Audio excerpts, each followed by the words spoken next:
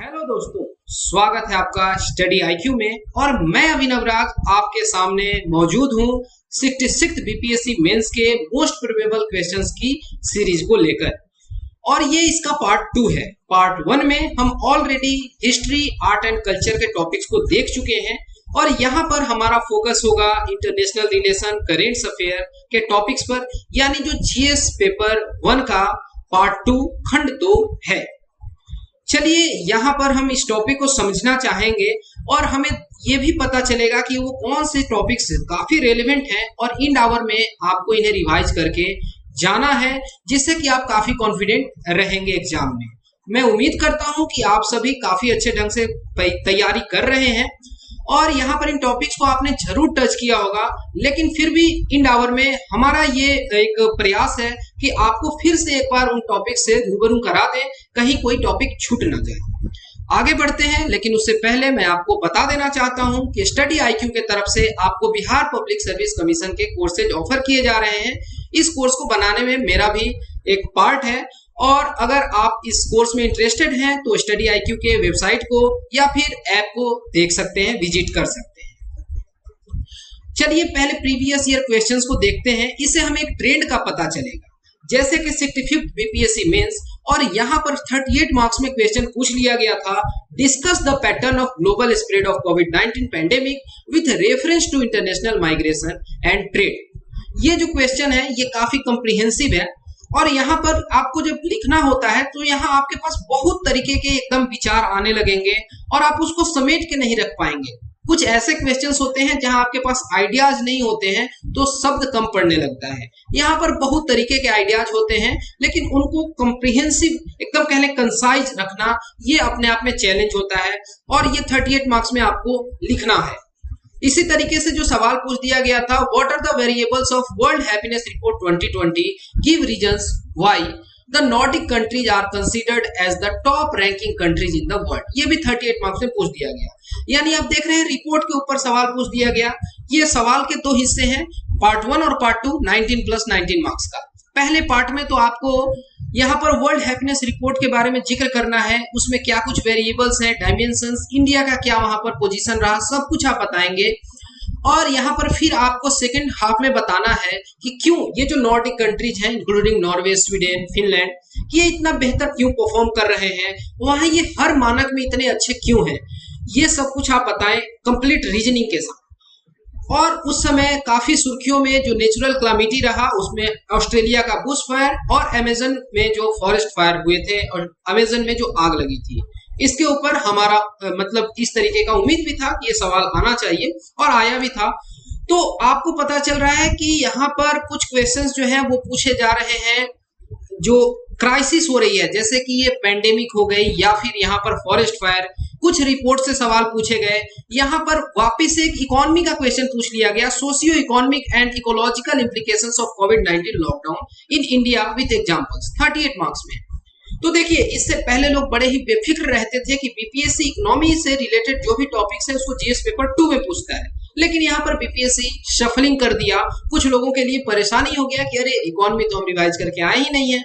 तो बीपीएससी अब पहले से ज्यादा अनप्रेडिक्टेबल होते जा रहा है और इस बात के लिए आप तैयार रहें कि जीएस पेपर 1 में कुछ भी पूछा जा सकता है। Same is true for GS paper 2।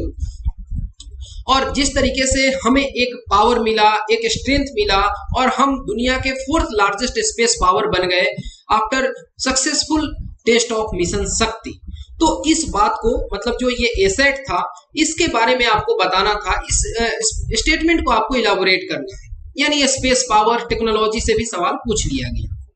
64th BPSC mains की बात करें तो यहाँ पर भी यूनाइटेड नेशंस डेवलपमेंट प्रोग्राम के ह्यूमन डेवलपमेंट रिपोर्ट से सवाल पूछ लिया गया, जैसे कि 65th में हैप्पीनेस रिपोर्ट से पूछा गया था।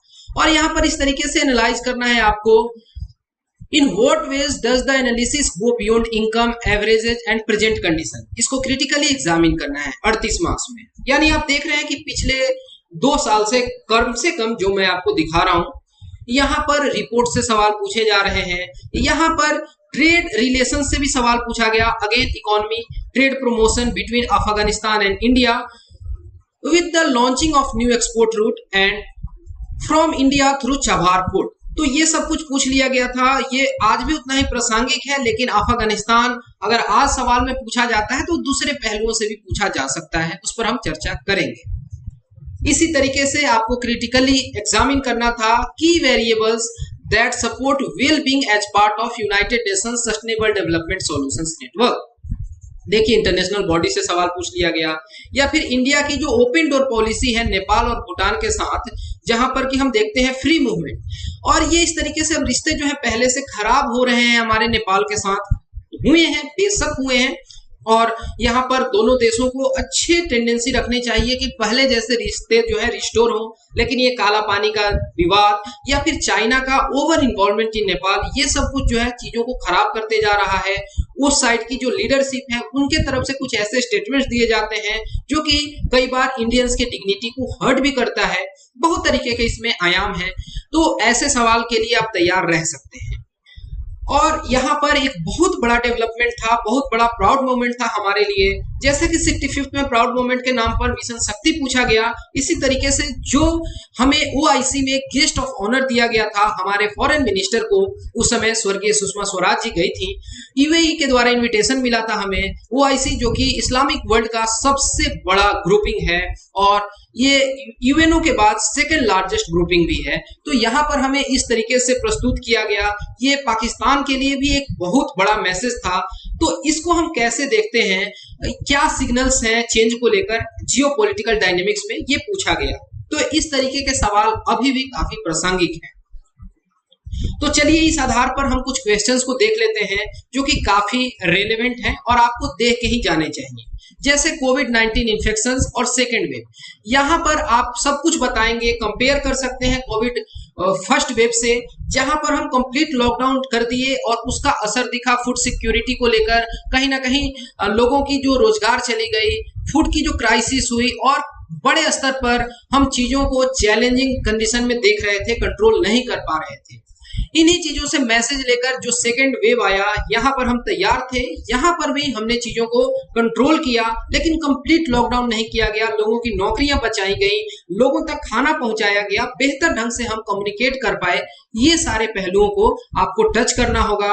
किस तरीके से स्टेट गवर्नमेंट का रोल रहा इसमें, स्टेट गवर्नमेंट के साथ सेंट्रल गवर्नमेंट, और यहाँ पर एक सही कॉम्बिनेशन दिखा फेडरल स्ट्रक्चर का, वो आप चर्चा कर सकते हैं। अब ऐसा नहीं कि फेडरल स्ट्रक्चर का जिक्र आ गया तो ये पेपर 2 का हिस्सा हो गया, नहीं, यहाँ पर सारे डायमेंशंस, यहाँ economic aspect, social aspect, ecological aspect, सब कुछ आपको बता देना होगा। इसी तरीके से जो इम्प्लीकेशंस रहे Jammu and Kashmir reorganisation act के, कि हम यहाँ पर देखें कि एक समय कई तरीके के विवाद उठने लगे कि यहाँ ह्यूमन राइट्स का वायोलेशन हो रहा है, लोगों को बेसिक फैसिलिटीज नहीं मिल रही हैं, इंटरनेट शट डाउन कर दिया गया है। अब इसके बाद जो एक नया विवाद और चर्चा छिड़ गया इंटरनेट को लेकर, मास कम्युनिकेशन को लेकर, और जहां पर सुप्रीम कोर्ट के तरफ से डायरेक्शन दिया गया कि जो इंटरनेट है वो हमारा फंडामेंटल राइट है अंडर आर्टिकल 19, और इसी तरीके से किसी मामले में केरला हाई कोर्ट में कहा गया था कि इंटरनेट जो है हमारा वो बेसिक राइट है, फंडामेंटल राइट है अंडर आर्टिकल 21। तो देखिए, जहां पर इंटरनेट कनेक्टिविटी वगैरह की बात हुई, ये एक पहलू हो गया। इम्प्लीकेशंस बिजनेस के टर्म्स में, ट्रेड के टर्म्स में, इन्वेस्टमेंट के टर्म्स में, डेवलपमेंट के टर्म्स में, टेररिज्म के टर्म्स में, ये सब कुछ आप बताएंगे। आपके पास बहुत सारे फॉर्डर पॉइंट्स हैं। 3 किसान बिल और इसको लेकर फार्मर प्रोटेस्ट काफी चला, अभी इसका कोई फ्रूटफुल रिजल्ट नहीं निकल पाया है। और यहाँ पर जो तीनों किसान बिल थे, यहाँ पर किसानों की अपने पहलू हैं, सरकार का अपना डायमेंशन है, दोनों में कुछ बातें अच्छी हैं, दोनों में कुछ बातें बुरी हैं। और एमएसपी वगैरह को आप बहुत अच्छे से तैयार कर लेंगे। इसके बारे में जितना कुछ इंफॉर्मेशन गैदर कर सकते हैं सब कुछ कर लीजिएगा, किस तरीके से एमएसपी का कैलकुलेशन किया जाता है। और यहाँ पर थोड़ा आपको ये भी बताना होगा कि हमें एक मध्यम मार्ग जो है वो अपना के रखना चाहिए। गवर्नमेंट को भी कुछ चीजों पर अब ईज करना चाहिए और फार्मर्स को भी समझना चाहिए कि समय के साथ हमें अपग्रेड होना है। तो एक वेल बैलेंस्ड आंसर लिखने का कोशिश करना होगा। और जिस तरीके से यहाँ पर ये सारी चीजें चर्चाएं थी, लेकिन बिहार इससे अछूता है, क्योंकि बिहार में इस तरीके का जो भी मतलब मंडी वाला सिस्टम था एपीएमसी को, वो काफी पहले अबॉलिश कर दिया गया। तो उसका क्या प्रभाव रहा बिहार के ऊपर, पॉजिटिव रहा, निगेटिव रहा, इसको भी आपको बताना होगा। अब साइंस एंड टेक्नोलॉजी, तो ये सब कुछ चलता रहेगा। पेपर 2 में साइंस एंड टेक्नोलॉजी पूछा जाता है, लेकिन रिसेंट डेवलपमेंट्स और ये रूल्स रेगुलेशन से सवाल पेपर 1 में पूछे जा सकते हैं आपसे। Regulation of OTT and digital content, इसमें सरकार का क्या रुख रहा, कितना सही है इंडिविजुअल लिबर्टी और यहाँ आपकी रिस्पॉन्सिबिलिटी टुवर्ड सोसाइटी, इसको इक्वेट करना होगा, क्या कुछ इसके रिपरकशंस हो सकते हैं, ये भी आपको बताना चाहिए।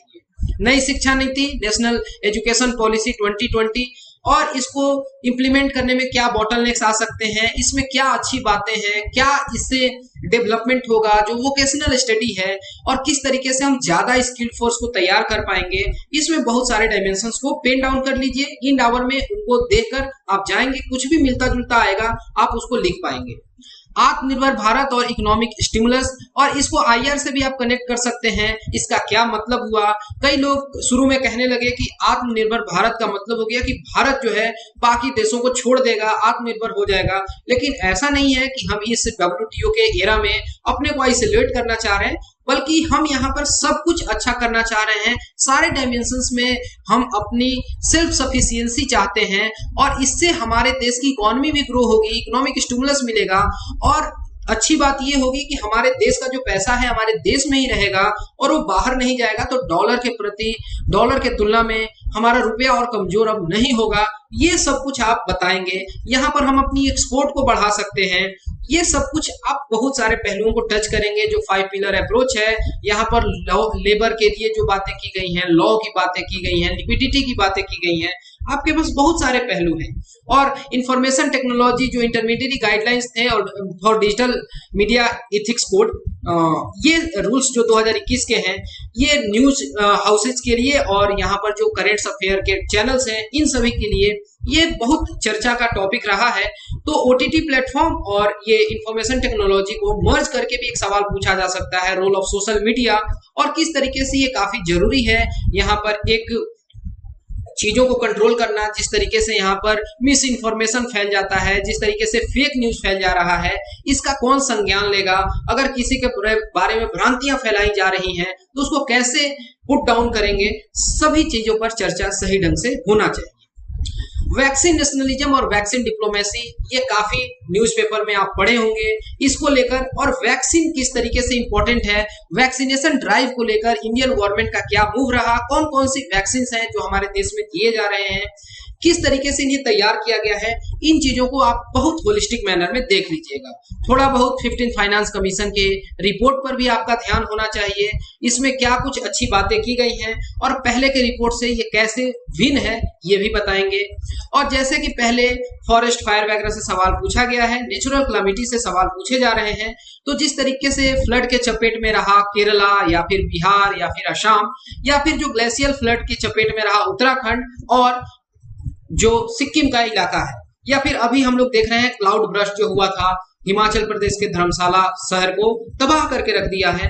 तो यहाँ पर क्लाइमेट चेंज, जिस तरीके से ग्लेशियल मेल्टिंग जो है उसका रेट बढ़ जाना, ये सब कुछ इंटीग्रेट करके आप लिखिए, यहाँ पर चीजों को तैयार करिए। यहाँ पर एंथ्रोपोजेनिक फैक्टर्स और नेचुरल फैक्टर्स को एक साथ इंटीग्रेट करके और किस तरीके से हम यहाँ पर चीजों को सुधार कर सकते हैं, यहाँ कैसे के जो इंटेंसिटी है उसको कम कर सकते हैं, किस तरीके से यहाँ पर हम साइंस एंड टेक्नोलॉजी का हेल्प ले सकते हैं, इन सारे डायमेंशंस को आप टच करिए।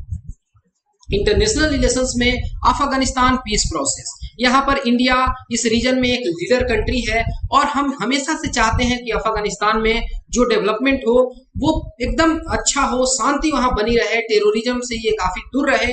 और अगर अफगानिस्तान में पीस और डेवलपमेंट होगा तो पूरे रीजन के लिए इंक्लूडिंग इंडिया ये काफी बढ़िया होगा। इसमें आप सार्क को भी कनेक्ट करते हुए लिख सकते हैं, या फिर इंडिया का क्या एक स्टैंड रहा जब यहाँ पर तालिबानी ग्रुप्स को एक अपर हैंड दिया गया, उनको एक बराबर के ओहदा पर बैठाया गया डिस्कशंस में, तो इंडिया इसको कैसे देखता है और इंडिया के लिए पीस कितना जरूरी है, इंडिया के डेवलपमेंट वर्क्स क्या रहे अफगानिस्तान में, इंक्लूडिंग सलमा डैम, या फिर जो वहां पार्लियामेंट बिल्डिंग बनाई गई, बहुत सारे इलेक्ट्रिक ट्रांसमिशन के ग्रिड बनाए गए, जो जरांज डेलाराम हाईवे है, और इस तरीके के बहुत सारे प्रोजेक्ट्स।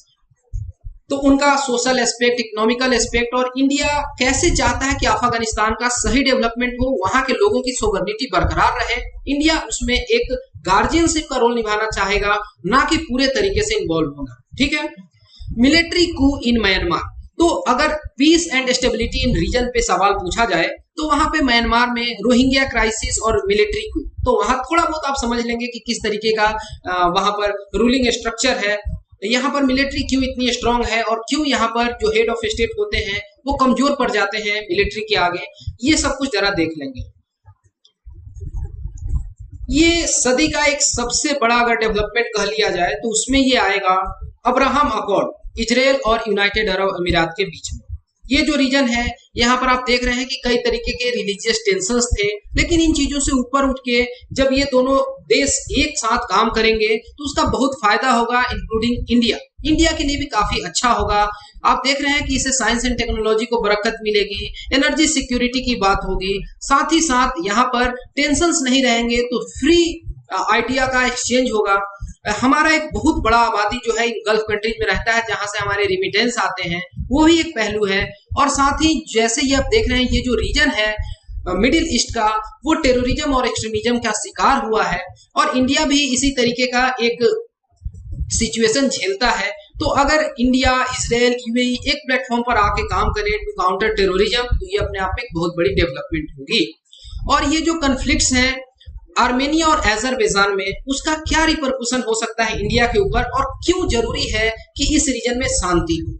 जो साउदर्न कॉकेकस का रीजन है वहां पर अजरबैजान, जिसकी राजधानी बाकू है, ये एक शिया डोमिनेटेड कंट्री है और यहाँ ये एनर्जी रिच कंट्री है। यहाँ इंडिया कई तरीके के इन्वेस्टमेंट्स कर चुका है। ONGC का जो विदेश विंग है यहाँ पर कई तरीके का एक्सप्लोरेशन एक्टिविटी करता है।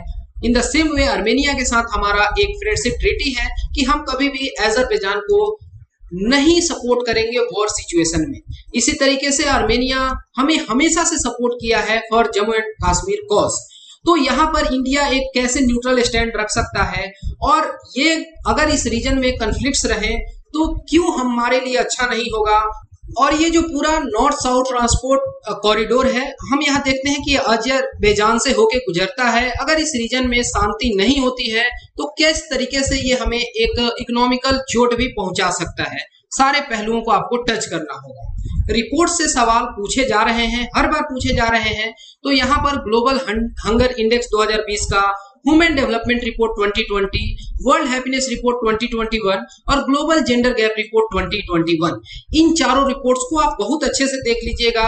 इंडिया के पर्सपेक्टिव से इसमें क्या कुछ यहाँ पर पॉइंट्स होते हैं जिनको कंसीडर किया जाता है। जो टॉप परफॉर्मर्स हैं वो टॉप परफॉर्मर्स क्यों हैं और अगर इंडिया कहीं लैग कर रहा है तो उसके पीछे वजह क्या है, सारे पहलुओं को देख लेना होगा। यहाँ पर जैसे कि एग्जाम्पल के तौर पर मैं ग्लोबल हंगर इंडेक्स 2020 के बारे में बात कर लूं तो यहाँ इंडिया का स्कोर बढ़िया नहीं रहा, सीरियस जोन में रखा गया इसको 27.2 के स्कोर के साथ। और इंडिया की रैंकिंग 94 रही 107 देशों में, जो कि बढ़िया तो नहीं है। 2019 में ये स्कोर जो रैंकिंग है 102 था, तो यहाँ पर हम इम्प्रूव किए हैं लेकिन ये बहुत बढ़िया इम्प्रूवमेंट नहीं है। इसी तरीके से अगर अदर कंट्रीज से कंपेयर करें तो हम कहाँ स्टैंड करते हैं और इंडिया से पीछे कौन से कंट्रीज हैं, ये सब कुछ। हैप्पीनेस रिपोर्ट की अगर बात करें तो इंडिया की रैंकिंग 139 रही 149 कंट्रीज में। और 2020 में हम देखते हैं कि इंडिया का जो रैंक है वो 144 रहा आउट ऑफ 156 कंट्री जो सर्वे किए गए। ये इवेल्युएशन के आधार पर है। तो इन छोटी छोटी बातों पर ध्यान देंगे और ये सब अगर आप माइन्यूटली वहां पर नोट डाउन कर लेते हैं तो ये अच्छा रहेगा। इंटरनेशनल ऑर्गेनाइजेशन से सवाल एक्सपेक्ट किए जाते हैं और इस बार के लिए या हर बार के लिए देखिए ये सार्क और बिम्स्टेक काफी इंपॉर्टेंट होते हैं। तो इस बार आप सार्क तैयार कर लीजिएगा, सार्क -1 यानी कि सार्क, और उसकी क्या रेलेवेंस रह जाए अगर हम पाकिस्तान को हटा के सार्क को देखते हैं तो। बिम्स्टेक, क्या ये सार्क को रिप्लेस कर पाएगा, क्या इसमें इतनी पोटेंशियल्स हैं और क्या फ्यूचर है बिम्स्टेक का। सार्क और बिम्स्टेक का कंपैरिजन हो सकता है या फिर क्वाड ग्रुपिंग को लेके और किस तरीके से ये मदद करेगा चाइना को काउंटर करने में। और जिस तरीके से इंडिया को एक नॉन परमानेंट मेंबरशिप मिला है अगले 2 वर्षों के लिए यूनाइटेड नेशंस के सिक्योरिटी काउंसिल में, तो उसमें इंडिया क्या कुछ अपनी बात रख सकता है, इंडिया के लिए क्यों इंपॉर्टेंट है, रीजन के लिए क्यों इंपॉर्टेंट है। और एवरग्रीन टॉपिक्स में ब्रिक्स है, G20 है, G7 है, संघाई कोऑपरेशन ऑर्गेनाइजेशन, ये वापिस से ब्रिक्स डबल रिपीट हो गया है। और ये COP कॉन्फ्रेंस ऑफ पार्टी जो है 26 ग्लासगो, और वो क्यों इंपॉर्टेंट है और पेंडेमिक के आ जाने से कैसे उसके ऑर्गेनाइजेशन में चेंजेस हुए हैं, ये सारा आप देख लीजिए एक बार के लिए। यहाँ पर हमारे पास बहुत लिमिटेड टाइम है और आपका भी मैं बहुत ज्यादा टाइम नहीं बर्बाद करूंगा सारे टॉपिक्स को डिस्कस करने में। तो मैं उम्मीद करता हूं कि इन टॉपिक्स को आपने बहुत अच्छे से किया होगा। तो आप ये सब कुछ देख लें, तीनों फार्म बिल के बारे में अच्छा से पढ़ लेंगे, ये सब कुछ आप करके एग्जाम में जाइएगा।